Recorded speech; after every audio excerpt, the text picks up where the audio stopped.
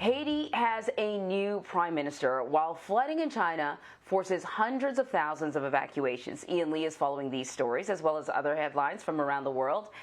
Ian, what can you tell us? And good morning. Good morning, Anne-Marie. Yeah, record-breaking rainfall in central China has triggered massive flooding. So far, at least 12 people are dead and more than 100,000 people have been evacuated.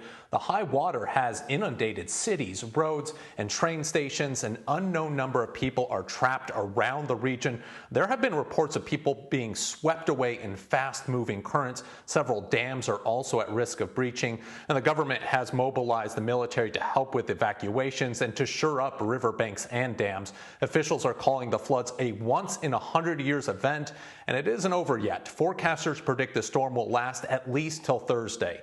Next, we have some good news out of Nigeria. 100 women and children have been freed after being held by bandits. Many were mothers nursing infants, and 4 people were killed during the incident. This group was abducted last month, but authorities gave few details on how they were released, only saying a ransom wasn't paid. And since December, more than 1,000 people have been abducted in the northern part of the country. Most have been freed, but only after paying a ransom.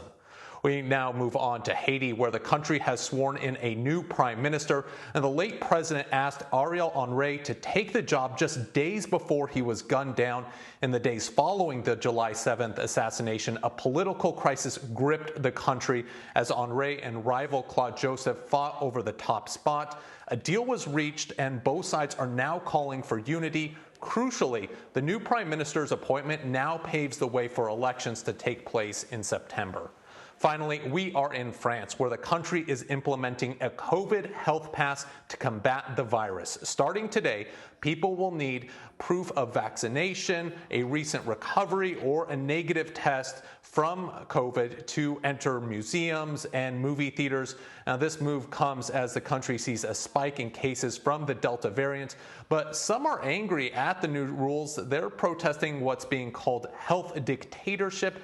They fear this is just the beginning and that soon they'll need a pass to enter restaurants or cafes. Anne-Marie, health officials say it's necessary to stop the rise in cases, and so far it appears the majority of French people agree with them, with many believing it's the only way to avoid another lockdown. Yep, you got to get people to comply, so at least that's good. Ian, thank you.